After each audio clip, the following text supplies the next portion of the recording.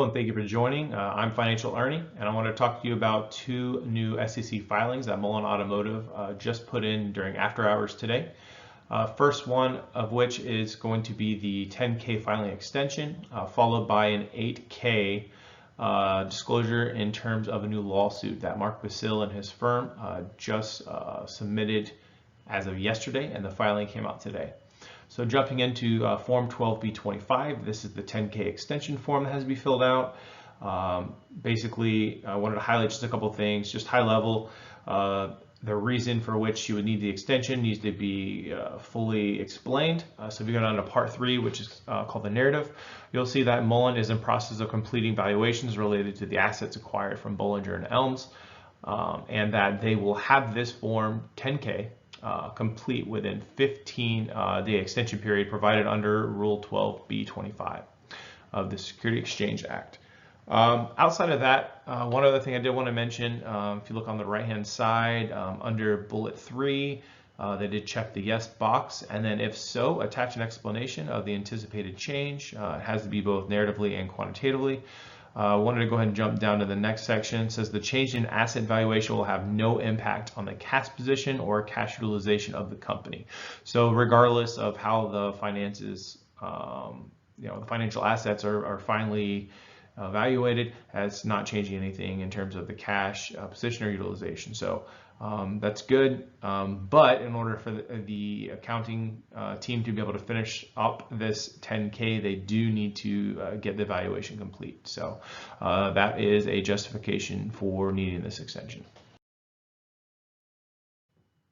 All right, and in terms of the 8K, you can see that the lawsuit was actually filed on December 28th in the Southern District of New York, alleging that GEM Global Yield LLC, SCS, and GEM Yield Bahamas Limited, as well as Christopher F. Brown, engaged in unlawful security transactions with the company. They did so as an unregistered dealer under the U.S. securities laws. So the actual complaint itself is Exhibit 99.1. You can see it's hyperlinked down at the bottom. So if you're inside one of these SEC filings, look for those hyperlinks. That's going to get you to a little bit more of the details.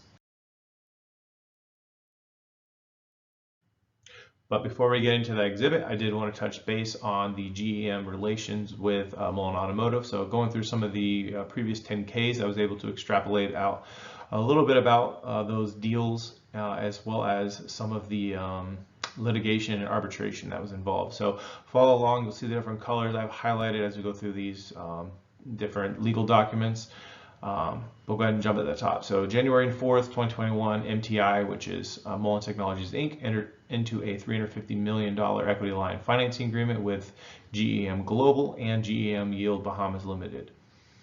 And that is an aggregate value of $350 million. If the aggregate limit has been reached, the purchaser will increase the aggregate limit in an amount up to $150 million. The agreement matures in 36 months after the public listing of MAI common shares.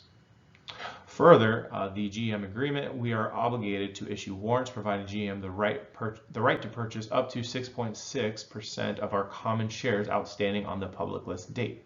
As the company is not affecting a reverse merger transaction, nor is the company affecting a direct listing of its common shares, the company does not believe it is obligated under the GEM agreement to pay fees nor issue warrants to GEM.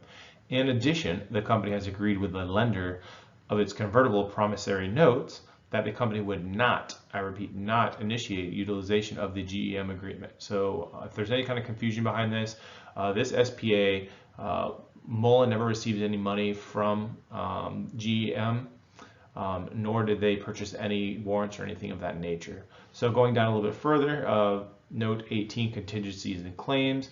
The company did not effect a reverse merger transaction as defined in the GEM agreement, nor did the company effect direct listing of common shares. The company does not believe it's an obligation to pay fees nor issue warrants to GM under that agreement.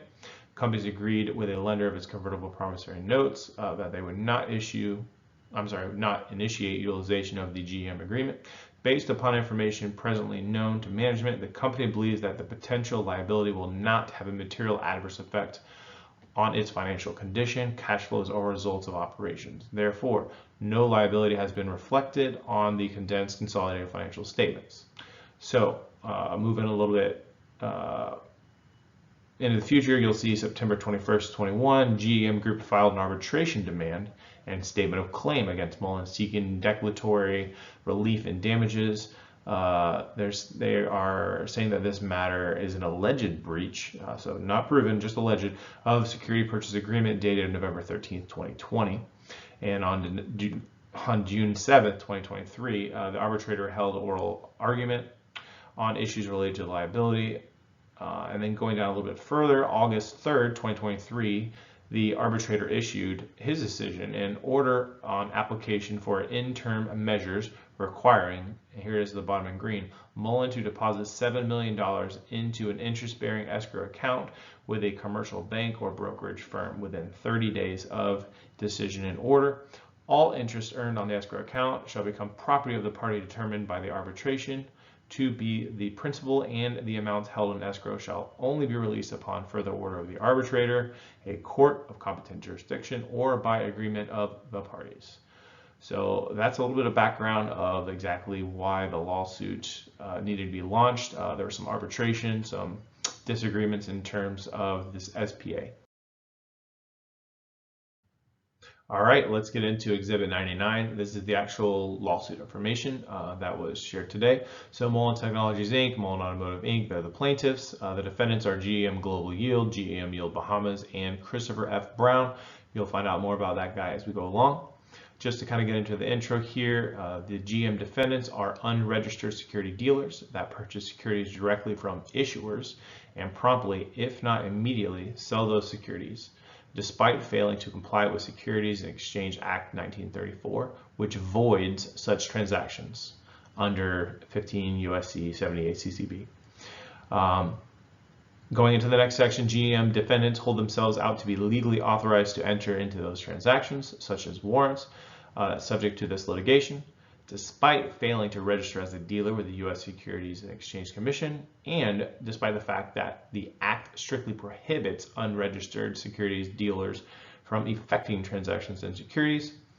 And then, just to state it simply, GM defendants' business model is illegal. Unregistered security dealers like GM defendants avoid registering so they can evade regulatory oversight and enter into security contracts, such as share price agreements and warrants that generate outrageous and unlawful profits. All right, so to go a little bit into the discussion we already talked about in terms of the SPA, so we'll kind of skip that section.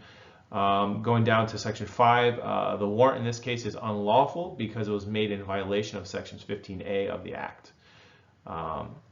Going into Section 6, Defendant Brown is in violation of Section 20A.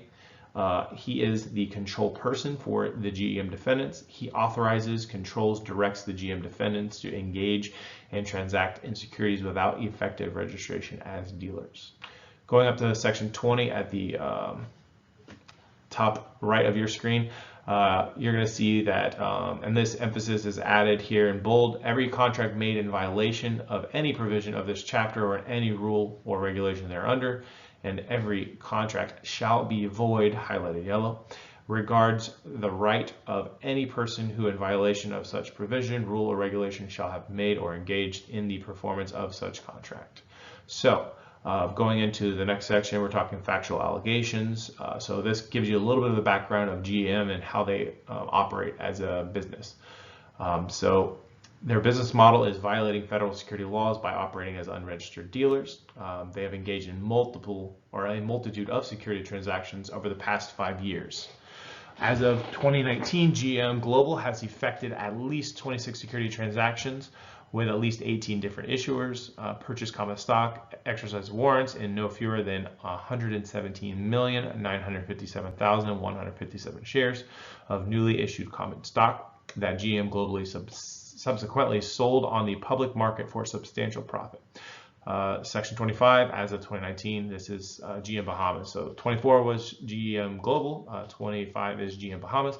So Bahamas has effected at least 41 security transactions with at least 31 different issuers and has purchased common stock and exercised warrants into no fewer than 64,629,867 shares of newly issued common stock that GM Bahamas subsequently sold on the secondary market for substantial profit. So section 27 actually talks about in the last 6 months alone, GM defendants affected at least 4 separate security transactions with at least 4 public company issuers. So you can see the names here, Sufer Air Mobility, 4 million common shares, Alpha Tech Corp, 1.7,884 common shares, and NRX Pharmaceuticals, 675,000 common shares. Last one is Jet AI Inc. for 2,179,447 common shares. The reason why I kind of wanted to highlight this and break it out a little bit is just wanted to show you over the past 6 months what the market cap looks like for these 4 companies. So I kind of have them highlighted in the different colors to kind of match section 27. But you can see that 3 out of the 4 of these companies, their market cap was eroded and it still hasn't recovered. The only one that actually showed somewhat of recovery would be the NRX Pharmaceutical market cap. But if you look at their company, they only had a little over 500,000 common shares impacted, where these other companies had significantly more. Also, I haven't fully investigated each one of these companies, looking through their specific PRs and filings to see what other activities or SPAs may be involved. But I just thought it was interesting information I wanted to share. Hey guys, there's only 2 more slides left. I know there's a lot of content in here. Bear with me as we keep going through. So section 28, GM defendants acquire large volumes of shares directly from issuers at a discount to prevailing market prices, then rapidly sell the newly acquired shares back into the open market in order to lock in profits generated from the spread between their discounted acquisition price and the prevailing market price, rather than realizing profits from an appreciation of the securities market price. The GM defendants sell newly acquired securities absent investment intent. Section 30, GM defendants made use of the mails, email, and other instrumentalities of interstate commerce to effect the security transactions, using the internet to solicit issuers, transferring cash through wire transfers, using email, telephone communications to negotiate and effectuate sale transactions through their brokers. 31, GEM defendants paid several independent contractors to assist them in locating, negotiating, and managing the GM defendants transactions. 32, failing to comply with the dealer registration requirements and federal securities law, GM defendants purposely operated under the radar to avoid important regulatory obligations that govern dealer conduct in the marketplace, submitting to regulatory inspections and oversight, following financial responsibility rules, and maintaining books and records. Section 33, any person engaged in the business of buying and selling securities for such person's own account, through a broker or otherwise, as part of a regular business, must register as a dealer with the SEC, or, in the case of a natural person, associate with a registered dealer. 34, while the GM defendants engaged in this conduct, they were not registered with the SEC as dealers or associated with dealers registered with the SEC. Going into the next section here, this is considered part 2. GM defendants business model applied to plaintiffs. Defendants purchased the warrants from MTI. So the section 37, sorry. GM defendants business model reflected conduct numerous substantial characteristics of dealer activity consistent with ongoing SEC civil prosecutions and federal court decisions. 38, GM defendants acquire securities directly from an issuer through warrant exercises for their own account. 39, the warrant in this case is a security, and therefore the GM defendant's acquisition of the warrant is a transaction in securities. 42, just so you're aware, what they're trying to do is they're basically putting that information and showing that they are actually acting as they are basically transacting these securities, and they're doing so as a non-registered entity with the SEC, and they are not using any associated dealers that are registered with the SEC. 39, warrant in this case is a security, and therefore the GM defendant's acquisition of the warrant is a transaction in securities. 42, the required GM defendants to purchase MTI's common shares from time to time upon MTI's delivery of drawdown notices. The aggregate limit was initially at 350 million. A provision for MTI increased the aggregate limit to 500 million. That's that extra 150 million. 43, GM defendants were to receive a commitment fee of 2% of the aggregate limit payable on the anniversary of the first trading day after MTI became publicly traded, either through initial public offering or reverse merger transaction. Warrant, which entitled GM defendants to purchase shares valued at 6.6% of MTI's public shares on a fully diluted basis at an exercise price equal to the lesser of the closing bid price. 44, GM defendants effected the warrant as an unregistered dealer, utilized the means of interstate commerce in connection therewith. The warrant was unlawful when made.